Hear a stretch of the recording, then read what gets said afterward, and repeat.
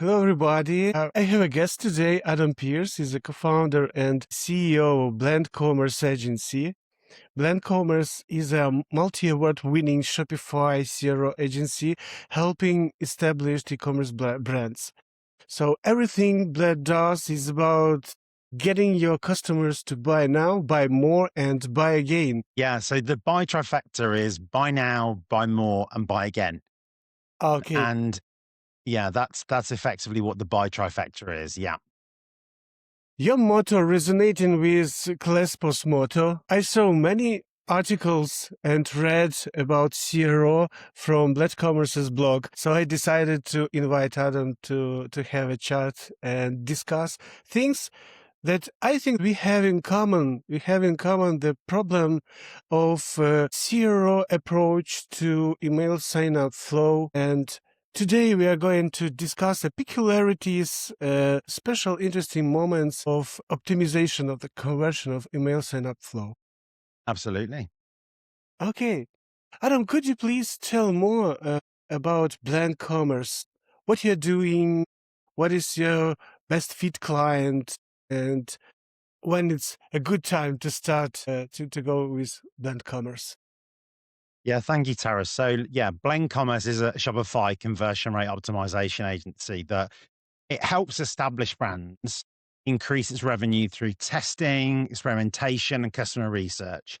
So what that really means is that if you are a business, an e-commerce business that's using Shopify, and you have got to at least 50,000 visits a month, you are at the point then where it is worthwhile for you to do structured A/B testing on the site.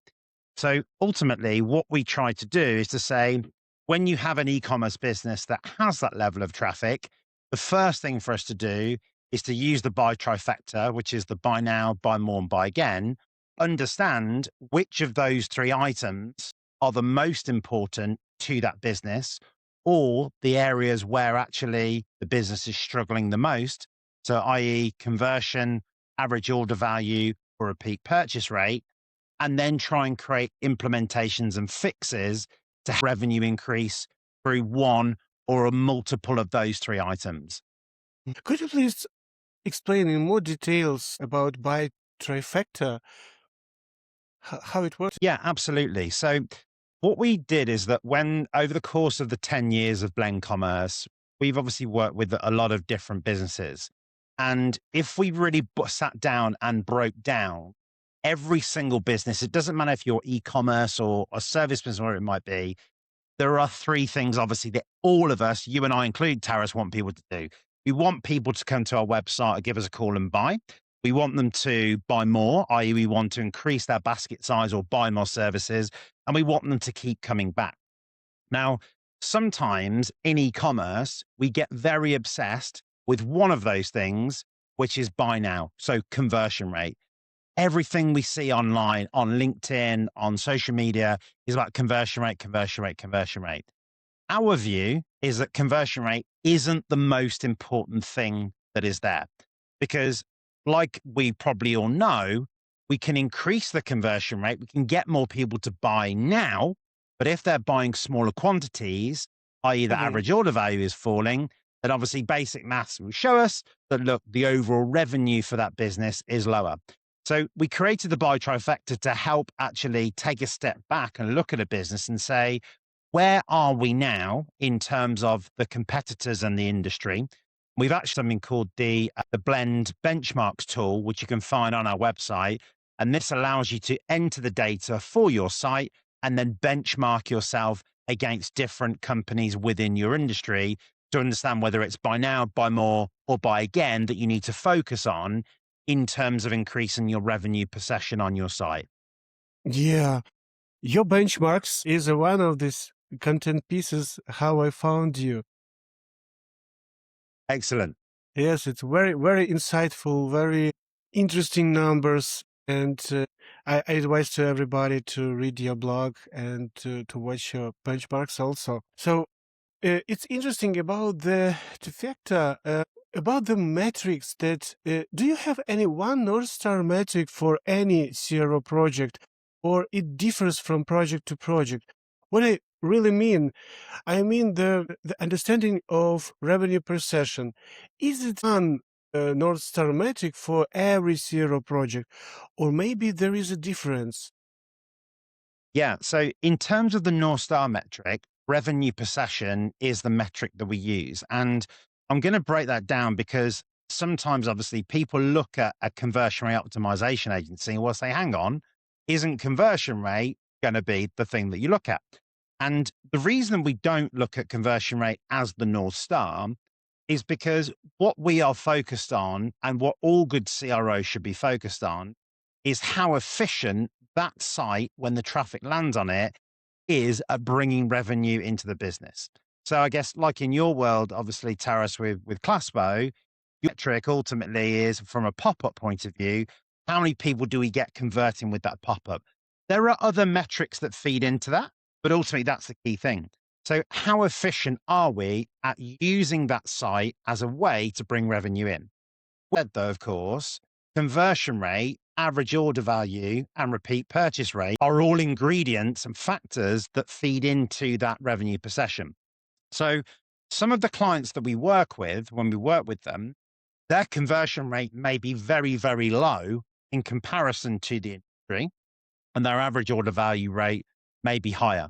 So in that instance, then of course, we are focusing in on the conversion rate, but we are still keeping a very close eye on the revenue per session as an overall picture of the overall health of the business. Because the last thing that anybody wants to do is try and improve conversion rate and then not have people coming back in terms of your repeat purchase rate.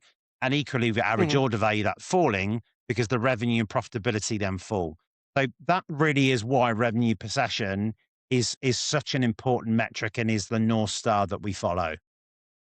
We need revenue per session in Crespo also. We need to track it. We need to understand is this is the best way to funnel a visitor. And we ran several tests already and noticed very interesting thing. Like we have a conversion boosters like gamification, spin the wheel, scratch card, and everything. These pop-ups they give always high conversion. But if compare to formats like quiz, we had a lower opt-in conversion, but revenue per session was higher. It depends from client to client. So it's very interesting topic that I'm excited to discover more and more because even two shops in one niche, they show different results. I'm very interested in obviously email signups as well because email is something that in my career that I have done, and obviously Blend used to be a Klaviyo partner. I definitely agree with you. I think there are lots of options now in terms of how you do the opt in, but like you say, it depends on the type of product and the way that product is being tuned. And I think a lot of the time when you're thinking about discounts versus quizzes, we need to be thinking about the type of product, how it's consumed. Is it part of a process? Is it more of an impulse purchase? So I think there's lots of factors that we need to think about aside from just getting that sign up in terms of how good it's going to be at bringing revenue into the business. So yeah, I find it a very fascinating area of e-commerce. Maybe you remember some case where you developed a strategy for email sign-up flow. And could you please share more some CRO stuff? How do you approach this? Yeah, absolutely. So I think one of the ways I think the email sign up is very closely related with conversion optimization is definitely around the subject of quizzes, like you mentioned there, because ultimately, when we use a quiz on a site, it will typically be when you have a business where you have multiple different traffic sources coming, and there might be some confusion about that particular product. Now, we worked with a business that was a condiments company. So sauces, rubs, and they also had kind of vitamins and supplements. And the Mm. issue with this business is that you had people coming to this site who were very informed, knew exactly what they were looking for. You had people that had never come across this kind of product before, and Mm. also some people who were a little bit in the middle. So, how do you build a website that can service all those different people and get people to the right product. And as a CRO agency, that is what our job is. It is to signpost people and hold people's hands to get them to the right product. Now, the quiz idea is very useful in this situation because the way we built this quiz is that we ask them a series of questions. And what that obviously did is that it gathers data on the site to allow us then to be able to then recommend products to the end. So nothing, I guess, sort of, too out of this world in terms of the strategy. But the beauty of this is that if you obviously then want to get the results of your quiz to see that product, or indeed what we switched it to was to then get a sign up discount, is that you have to then enter the email afterwards. Now, the beauty, I think, of this strategy is that when we did this, we had about a 65% completion rate on the quiz. And then off the back of that, then a 26% conversion on the conversion rate. Now, I would say this is probably, one of the higher ones that we've ever done.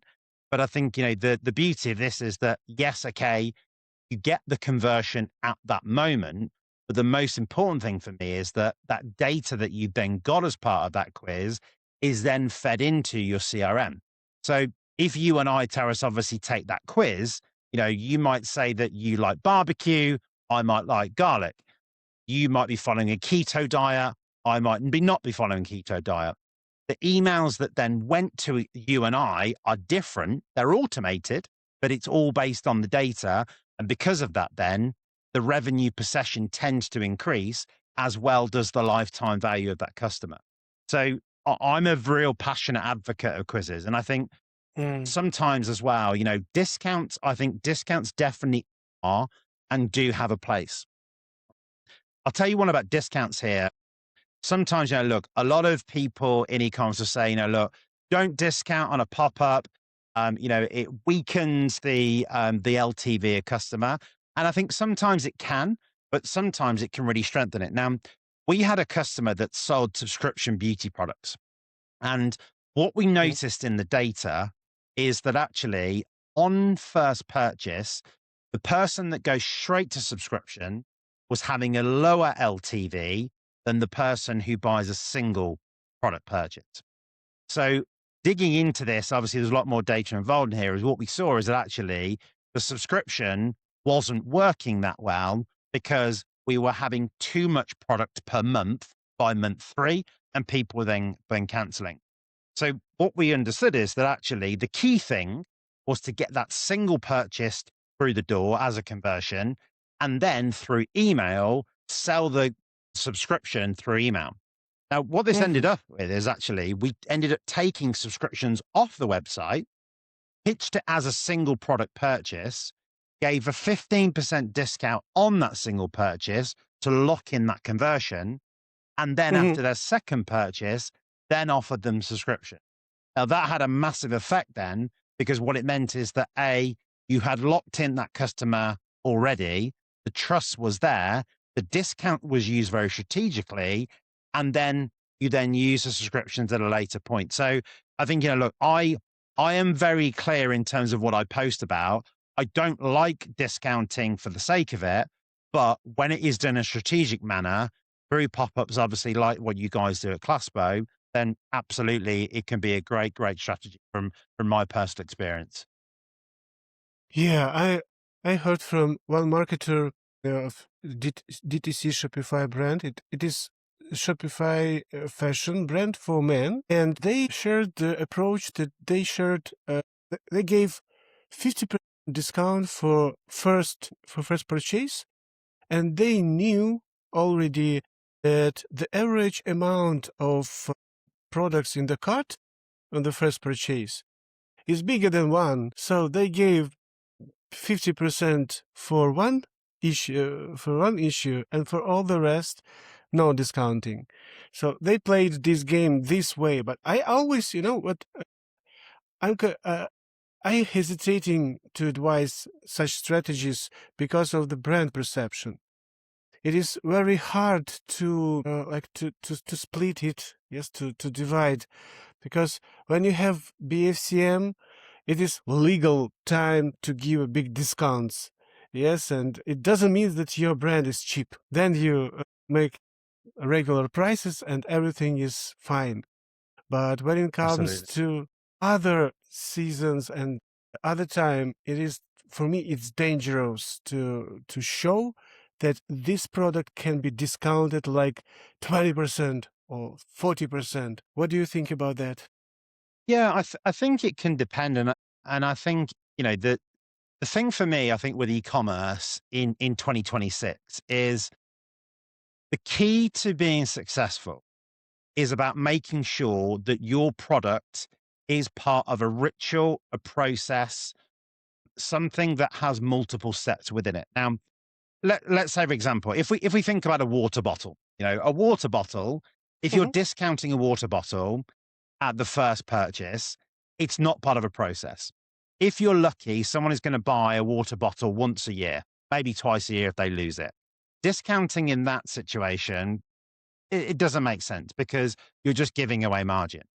On the other hand, if you are maybe an electrolytes drink that goes into that water bottle, and obviously that's something you're going to consume again and again, if Mhm. you're then giving a discount in that situation, having a 40% discount off your first order could make sense because you know that the LTV is longer. So I think by doing it that way, and I guess not when you pitching the discount as not just 40% off or, sign up for our, new members pricing or 40% off for new members. So you're kind of using that membership partner, follower type language to make them feel part of a community. That can work. But the other thing here is that some people I think don't always talk about is discounting doesn't have to be as a percentage. It can be through bundles, for example. So bundles are a really powerful way of actually allowing you to discount,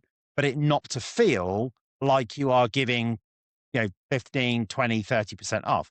So we've actually done this before, is that you can actually set up, a new members bundle where you can buy a bundle of products that ultimately is 3 products that is discounted, but you can only access that pricing if you sign up to the email.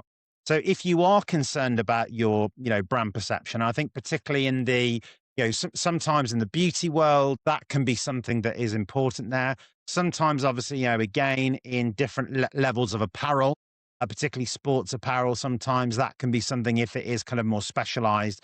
Doing it that way is another way to discount, but not pitching it as a, sign up for 20. Yeah, yeah. You see how CRO is connected with retention, even wondering why it is different disciplines. Because, Absolutely. But I think, it's not, is it? Because it's all interconnected. yeah. And actually, I think, look, on that point, I've told this story before, but, if you think about a dog, if I was to go out today and go and buy a new puppy, and I only gave that puppy water and didn't feed it and didn't take it for walks and didn't pet it, then that dog wouldn't be very well. And it's the same way that I look about an e-commerce brand is that if you have an e-commerce brand, you need CRO, you need email marketing, you need SEO, and you need paid ads. All of those things are the water, the food, taking it for a walk, the petting the dog, for the business to stay healthy. But all of them are connected because they all need each other for those things to function and have Mhm. the overall effect. So trying to think about, email over here, CRO over here, completely disagree. They need to be locked together, like obviously the examples that I was talking about previously, as a way to Mhm. then keep that revenue per session going up and continue to make the business stronger. Yeah, yeah. It's interesting. I don't know. I wanted to ask also about the how do you approach the traffic segmentation when you do email pop-ups? I mean, do you segmentize or define such segment as window shoppers, people that just looking, add into cart, to and don't buy? So maybe you approach to this new thing that we have now is the traffic from LLM systems. So maybe there is the ways how to first define this traffic and second to deal with it differently. Because as I Yeah. see as I see that from LLM people people go to to the PDP directly, and they don't interact with the brand, don't interact with the categories. It's like if I just appear in the restroom with pants, I don't know even what is this shop is about. I just have pants, I have a mirror, I have a price, and wearing No, it. it's Okay, I'm good. I'm ready to pay. you're What you're was the so market? right. Yeah, you're so right. I mean, I think, look, the LLM piece at the moment is, I think, look, it can be problematic on two levels. So the two fronts is a lot of Shopify stores are seeing a lot of bot traffic. And because of that, it's very important if you are looking at your traffic in general to exclude that bot traffic from your figures so you get a true view of your buy trifecta of buy now, buy more, and buy again. Secondly, though, with LLM traffic, quite rightly, like you say, Taras, look, people are coming to sites now from AI summaries. They are coming to the site from ChatGPT, Claude, or Gemini, wherever it might be. They have read about the product already, and they are generally landing on the PDP. Now, very simply, what this means is that when it comes to your PDP, what we will call the buy zone, i.e., without scroll on mobile and desktop, in the area directly to the left-hand side of your product image, the key information needs to be there to convert. So what this means is obviously, look, your typical obviously call to action button, but whereas previously you may have had your trust indicators further down the page of your warranty, of your guarantee, of your, made in the USA, all of Hmm. those items will be further down. They need to be right underneath the call to action button. Equally as Hmm. well, anything about reviews, those need to be in that zone as well. So if you have reviews further down, number one, make sure you have the star review. So, 4.5 out of 2,000 reviews further up the page. And secondly, if you have reviews, video reviews, put those videos into the image or video carousel on the left-hand side. People are not spending the time now to do the due diligence on a business as they would have done previously and scroll down. What they are doing is doing the due diligence on ChatGPT. They are having a final sense check when it comes to the PDP, and they are then adding to cart. Equally, things that have been around for a long time, quick pay, making sure you've got Apple Pay, Google Pay. Effectively, what you got to think about, I think, in 2026 with e-commerce is that people are lazy. People want things that are quick, and that by and large, most people, if they're using LLMs, will trust the LLM to then go and make a purchase. So less friction, easy to find, in your face, trust me, trust me, trust me, trust me, call to action, bang, buy, off we go. I see. So in this case, when we talk about LLM traffic, it is not a case for email capture because they are already on the PDP. They needed trust signals and then go to checkout. Only probably the strict signal that they are leaving. That means that you can trigger a email pop-up, right? Yeah, absolutely. And I think, look, that's the thing with the LLM traffic is that if they then do navigate away from the PDP, the usual exit intent pop-ups that might work elsewhere, or obviously, if we know that if they're on a collections page, and we Hmm. typically see where there are other traffic that when you're on collection pages, we have a level of confusion because typically when people in collection, they are searching for a product. That can obviously still work. But even if you get that conversion, you don't want to obviously lose that as an opportunity for signups. Now, obviously, you may, depending which country you're in, with obviously the different laws that we have, like GDPR, or it might be, you can obviously then have that pre-selected checkbox depending on where you are to sign them up to email. Or if not, what some brands are now doing is doing the post-purchase sign up where you are offering them a post-purchase deal.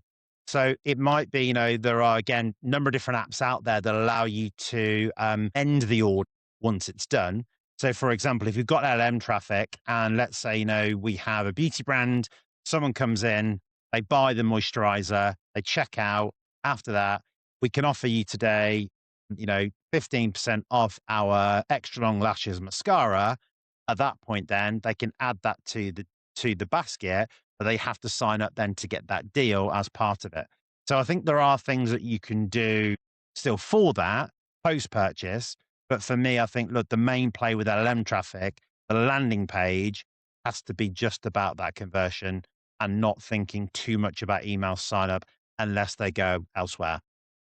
Yeah, yeah, totally agree. And I think we can expand this conclusion to all traffic where the first landing page is PDP. Yeah, and I think, it's definitely the same because, Uh-huh, you know, uh-huh. a lot of the time, it always amazes me still is that if I will go and check out a new potential client of ours and I will go, directly to the PDP from a Google link, that I can sometimes still see 2 to 3 pop-ups even before I've got to 50% scroll.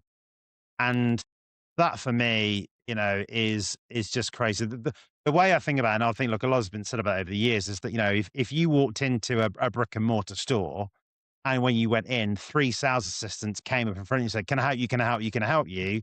You would literally spin around and walk out that shop. And Yeah. it's exactly the same with the PDP.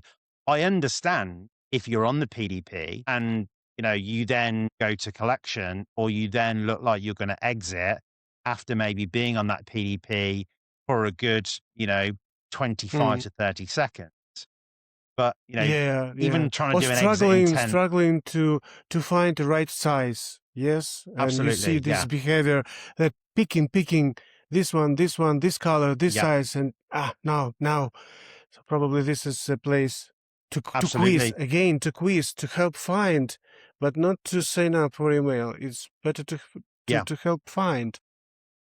No, definitely, Taris. And I think, look, the other one like that, exactly the same as that, is that when Hmm. you have site search and the search results, maybe the search tool you've got isn't that great, a really good hack that you do here is that in terms of those search results, say, can't find what you're looking for, use our product finder quiz.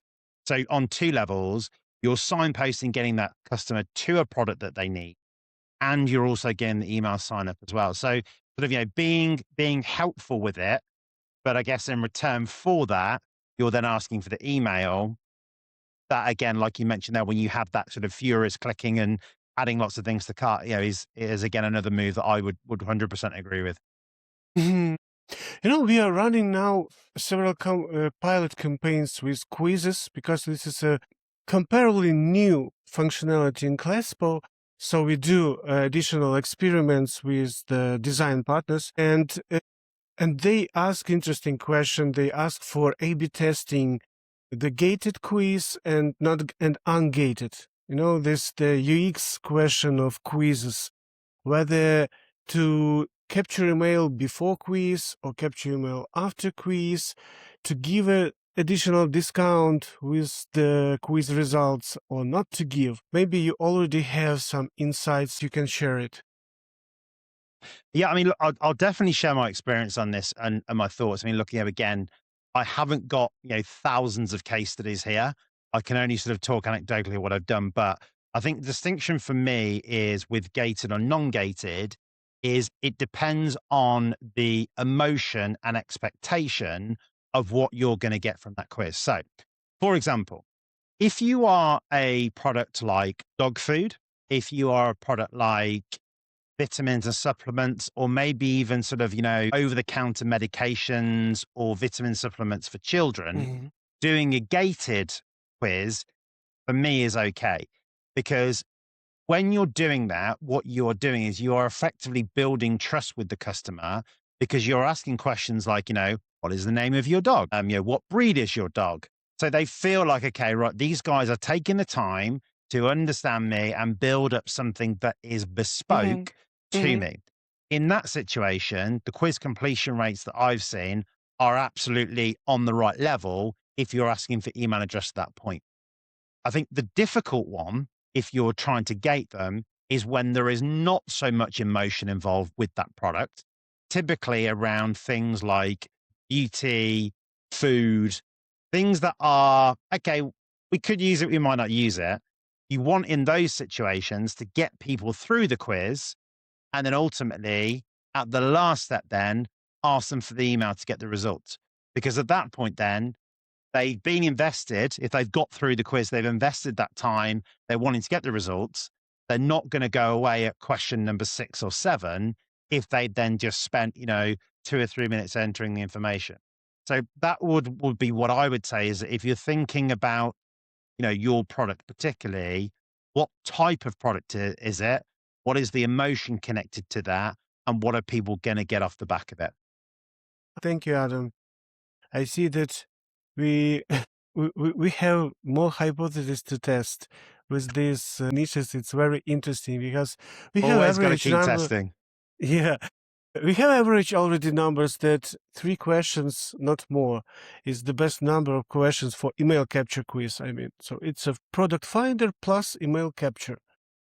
So 2 or 3 questions. If more, it's more complicated. But what we don't have yet, revenue per session data.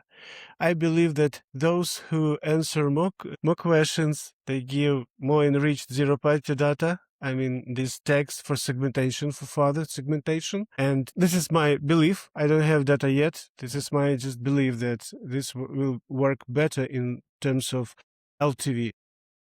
Yeah. So, Yeah. And I yeah. think I've definitely seen that over the years, that the quiz completions, I think, sometimes you've seen sort of 40 to 50% higher LTV, those who entered the funnel using the quiz versus not the quiz. So it absolutely does make a big difference. I know if we think about it, look, everyone talks about personalization all the time. For me, what that means, personalization means is, are you putting things in front of a customer or a person that's signed up to you that is relevant to them at the right time? That's what personalization is.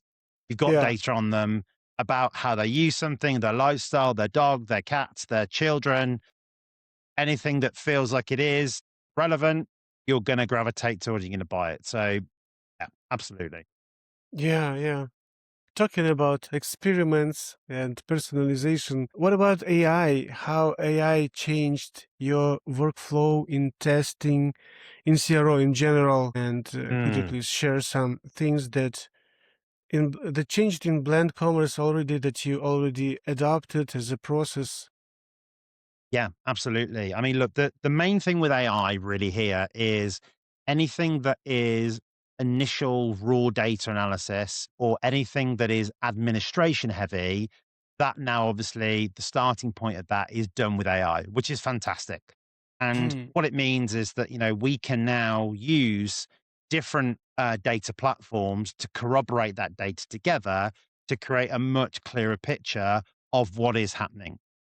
I think Yeah. the gap that AI does have at the moment, which is why obviously I think, the human element is needed and the experience needed, is that a lot of the LLMs and a lot of the, I guess sort of AI tools that are out there for conversion option, the actual recommendations that are made on those tools are fairly generic in the sense that what a lot of these tools will do is look at a particular e-commerce site, benchmark you against a competitor, and then recommend that you do something that your competitor does.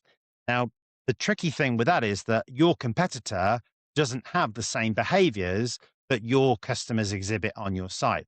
And I Yeah. think that is still obviously the gap that is there.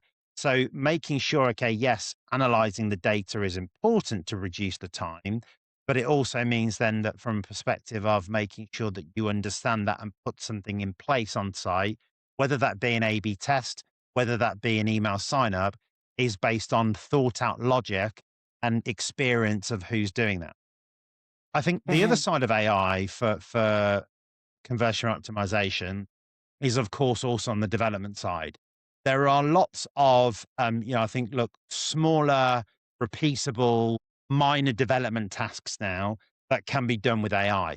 And the beauty of this means is that it just means that you can test faster, you can build faster, and ultimately you can know what you need to get to quicker.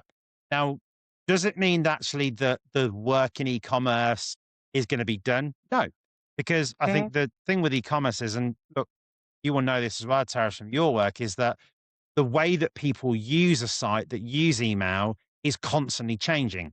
The demographics, the audience that you have is going to change. Yeah. So does it mean that actually now with AI, we can, yes, we can do email and it's done and we forget about it. We can do CRO and done it's forget it. No, because humans are always going to keep changing and evolving the way you use the site. But what it means is you can now more closely keep up with them in terms of what those needs are. So therefore, what really should be happening is that we should start seeing over the next couple of years is that actually conversion rates, average order value, and repeat purchase rates should start to be a little bit more stable and actually should be on the increase because we are now being able to give people what they need.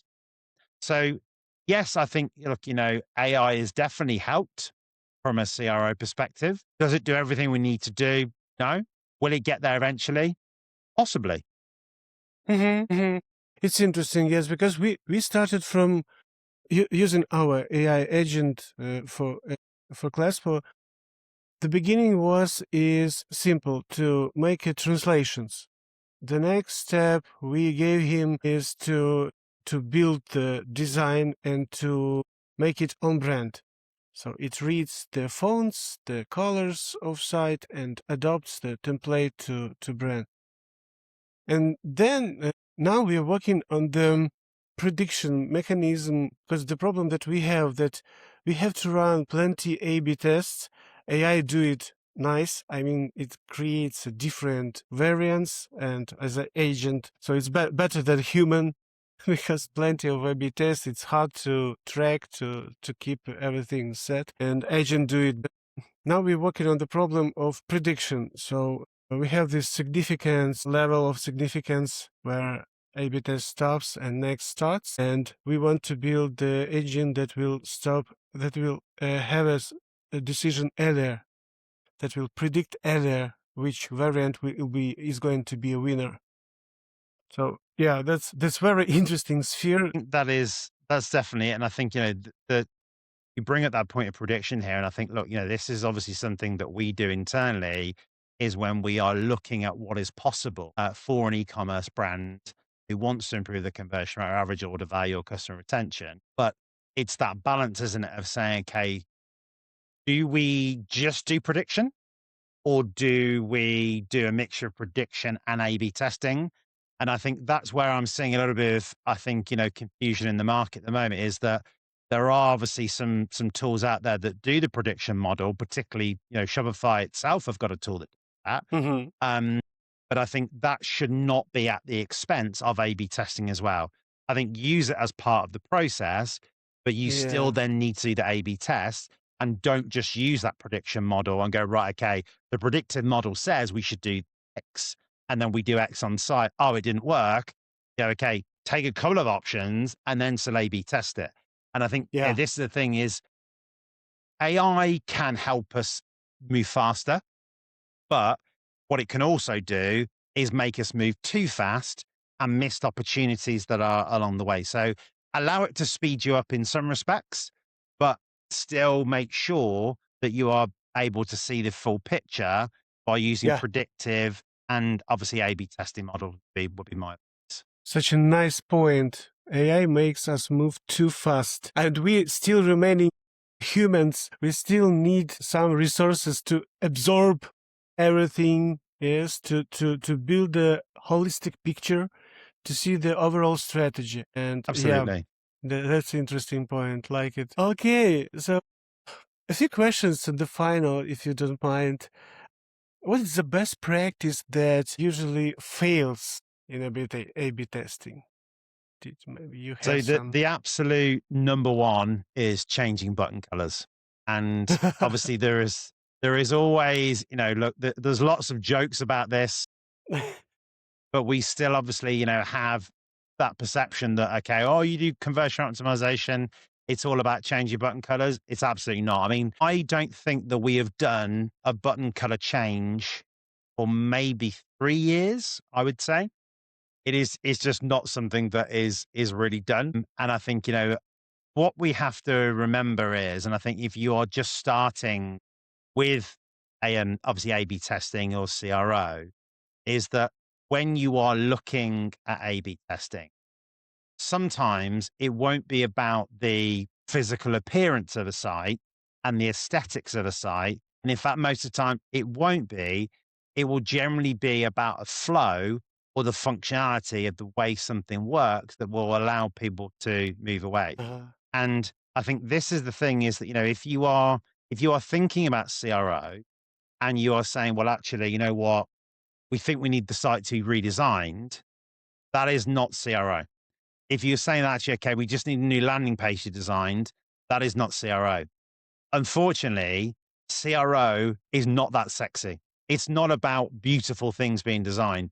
It's generally about making things simpler. It's generally about making things easier. And sometimes that can be actually making a page or making a process simpler, more boring, less sexy. So I think if you are at a level where you are prepared to accept that, then have a look into CRO and see if it can increase your revenue. Mm. Mhm. Totally agree. Totally agree. And finally, why should people listening get in touch? Well, yeah, I mean, look, if you are an established Shopify brand who is looking to improve the conversion rate, average order value, the customer retention, that's exactly what we do at Blend Commerce. So if any of those things are on your mind, or obviously you've used something like our Blend Benchmarks tool, it's definitely worth having a conversation with us to see whether we can make an impact on your review session. And obviously, if not, there are lots of resources on the Blend Commerce site, blendcommerce.com. Like you mentioned, Tarish, lots of blogs. There are A/B tests on there you can look at. And yeah, hopefully that's useful. Yeah. So, and I'm happy to recommend Blend Commerce, happy to recommend Adam. I see that your approach is really scientific, really grounded. And thank you, Thank you Adam. very Thank you much, for coming. Taras. Thank you for sharing your experience, for giving interesting perspective and angle to questions that we discussed. My pleasure. Thank you. Thank you.